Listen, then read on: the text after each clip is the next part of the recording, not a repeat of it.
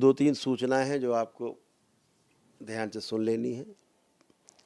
पहली सूचना तो ये है कि जो जितने पदयात्री अभी तक पदयात्रा करके गए हैं उन्हें हवन के पुण्य मिले हैं। जो लोग दीक्षा ले रहे हैं उन सभी लोगों को 26 नवंबर को पूर्णिमा दरबार में मनाई जा रही है। तो हवन तो 2 बजे से शुरू होता है शुद्धि का, लेकिन अपना रजिस्ट्रेशन 26 नवंबर को दोपहर 12 बजे तक हर सूरत में करा लेना है। दूसरा कहना है कि कार्यक्रम लगा हुआ बेंगलोर का, जो 15 दिसंबर से 22 दिसंबर तक बेंगलोर की यात्रा है। बेंगलोर पहुंचना है, बेंगलोर में तमाम विभिन्न कार्यक्रमों में भाग लेना है। दूसरा एक महत्वपूर्ण सूचना है, तमाम पदयात्री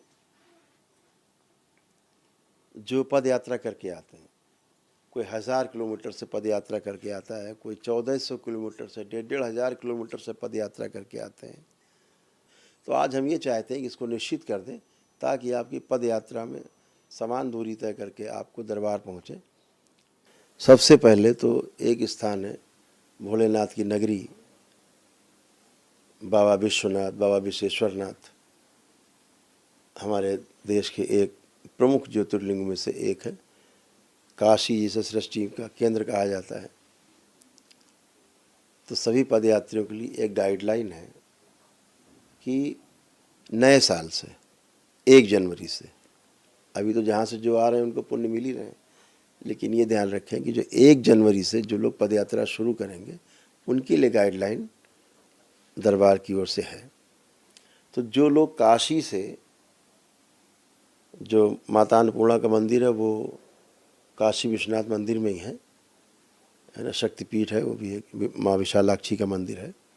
तो उनके दर्शन करके और भगवान भोलेनाथ को जल अर्पित करके और वहाँ से आप जल ले करके जब करौली शंकर महादेव धाम कानपुर पहुँचेंगे, भगवान भोलेनाथ को जल अर्पित करेंगे, तो आपको वहाँ पहुंचकर 1 दिवसीय अनुष्ठान का पुण्य मिलता है। दूसरा, वृंदावन से भी आप यात्रा तय कर सकते हैं। इस तरफ के लोग श्री वृंदावन में पहुंच करके बिहारी जी के दर्शन करें। उसके पश्चात जो गोपीश्वर महादेव का मंदिर है वहीं पर श्री गोपीश्वर महादेव प्राचीन मंदिर है बहुत, तो वहाँ पर भगवान भोलेनाथ को जल अर्पित करके दर्शन करके और वहाँ से अपनी पदयात्रा शुरू कर सकते हैं। यदि आप अयोध्या जी से चलते हैं रामलला के दर्शन करके और आपको केवल अकेले ही आपके अपने कष्ट हैं स्वयं के, केवल अपने को अकेले ही रखना है टीने गुर्जा पथ में, परिवार को शामिल नहीं करना है, तो आप वहाँ पहुँच करके भगवान रामलला के दर्शन करके और वहाँ से आप पदयात्रा शुरू करते हैं दरबार तक के लिए, तो आपको 9 हवन के पुण्य और एक आरोग्य हवन का पुण्य आपको मिलता है, जिससे कि आप स्वस्थ होते हैं, आपकी पितृमुक्त होती है और स्वस्थ होते हैं।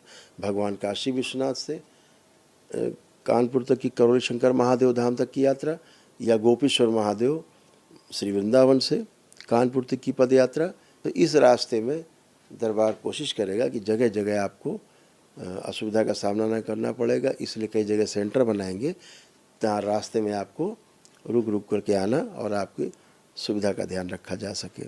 तो ये 3 स्थान अभी तक जो है चिन्हित किए गए हैं। इन 3 स्थानों से आप पदयात्रा कर सकेंगे केंद्रित होकर के। इसके पहले आप जहाँ से चाहें वहाँ से दर्शन करते हुए अपना साधनों के द्वारा इन 3 केंद्र पर अपने अनुसार पहुँच सकते हैं। इस बात को मैंने कहा कि आपको केंद्रित कर दिया जाए ताकि आपको कोई कष्ट और संकट ज़्यादा ना उठाना पड़े, क्योंकि लंबी दूरी करके आप यात्रा करके आते हैं पदयात्रा बच्चों के साथ। जो काशी विश्वनाथ में जो सम्मेलन है जनवरी में 25, 26, 27 जनवरी का सम्मेलन है, महासम्मेलन है दरबार में कि बाबा के भक्तों का, शिष्यों का, दीक्षित लोगों का। वो पूर्णिमा जो 25, 26, 27 में 26 जनवरी को जो वहाँ पे 25, 26, 27 3 दिन का कार्यक्रम होगा, उस पूर्णिमा पड़ रही है उसमें, तो वहाँ दीक्षा का कार्यक्रम भी होगा और जो लोग सम्मेलन होगा ध्यान साधना में जो हम लोग भाग लेंगे, एक साथ मिलेंगे, मिलन होगा भक्तों का, शिष्यों का, वो कार्यक्रम 25, 26, 27 जनवरी को भगवान काशी विश्वनाथ के दरबार में हम लोग हाजिरी लगाएंगे और वहीं पर अपना कार्यक्रम संपन्न करेंगे। और वहीं पर जो आपके कई चीज़ें हैं जो लॉन्च होंगी नई नई, वो आपको वहीं से सूचना दी जाएगी। एक कार्यक्रम दरबार बना रहा है जिसमें नशा मुक्ति कैसे की जाए, दरबार के जो भक्त हैं या नए लोग हैं, कैसे जो लोग नशे से परेशान हैं, नाना प्रकार के नशा से परेशान हैं और अपने शरीर को नष्ट कर रहे हैं, तो उनको कैसे मुक्ति दी जाए, उसके बारे में कार्य योजना आपके सामने रखी जाएगी। और जो लोग ज़मीन को, भूमि को, इस पृथ्वी को दूषित कर रहे हैं, तमाम प्रकार की वस्तुएं डाल करके, उसमें गंदी वस्तुएं डाल करके और खेती करते हैं, फिर वही गंदगी हम लोग खा करके अपने पेटों में ले जाते हैं, रोग नए नए पैदा करते हैं शरीरों में। तो कैसे बचाया जाए, कैसे प्राकृतिक कृषि को बढ़ावा दिया जाए, कैसे हम उस खेती को करें जो हमारे लिए लाभकारी है, शुभकारी है और स्वास्थ्यकारी है। ऐसा एक बड़ा कार्यक्रम बनाएंगे और भगवान काशी विश्वनाथ के दरबार से इस कार्य योजना को बृहद रूप में प्रस्तुत किया जाएगा। जो हम लोग सभी लोग जिस प्रकार की खेतियां कर रहे हैं वो सब कैसे कर रहे हैं, साथी मिल के कर रहे हैं हमारे, जिनको कई लोगों को भारत सरकार ने भी उन्हें पद्म भूषण वगैरह विभूषण को प्राप्त किए। दरबार के ओर से सभी लोग जो सक्रिय रहे इस प्रकार के कार्यक्रम में, प्राकृतिक कृषि में, तो वो लोग भी काफ़ी सम्मानित किए गए और भारत सरकार ने भी उन्हें भी पद्म विभूषण वगैरह जो पुरस्कार वगैरह दिए हैं, प्रोत्साहित किया है।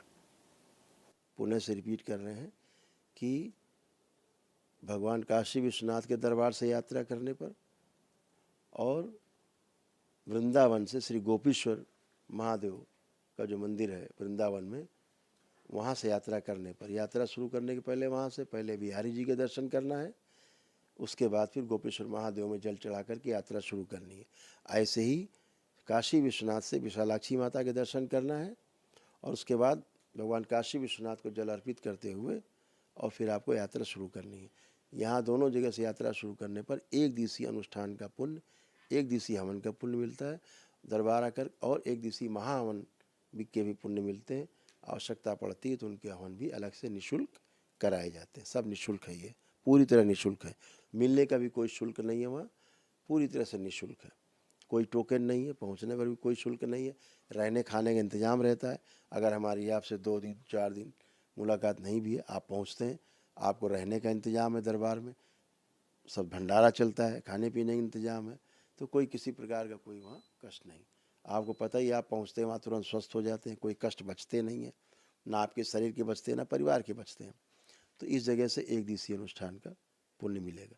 लेकिन जो अयोध्या जी से भगवान रामलला के दर्शन करके चलेंगे, दरबार आएंगे जो लोग, यहाँ तो परिवार को जोड़ के आप चल सकते हैं, भगवान काशी विश्वनाथ से पद यात्रा करके आने वाले लोग, और गोपीश्वर महादेव जो वृंदावन में है, श्री वृंदावन में, वहाँ से पद यात्रा करके आने वाले लोग अपने परिवार को अपने संकल्प में, अपने DNA ऊर्जा पथ में संकल्प में शामिल कर सकते हैं। तो सभी लोग संकल्प करके स्वस्थ होते हैं। लेकिन यदि स्वयं अपने अकेले कोई कष्ट है कोई, उसके लिए आप भगवान रामलला के दर्शन करके श्री अयोध्या जी से करौली शंकर महादेव धाम तक की पद यात्रा करते हैं तो आपको पुण्य 9 हवन के पुण्य और 1 आरोग्य वृद्धि ऊर्जा हवन का पुण्य प्राप्त होता है और आपको आनंद मिलता है, आराम मिलता है, और अपनी आस्था विश्वास श्रद्धा के अनुसार आप आनंद में होते हैं और स्वस्थ होते हैं, नकारात्मक स्मृतियाँ नष्ट होती हैं। ऐसा कार्यक्रम है, तो इसको इसी अनुसार ग्रहण करें।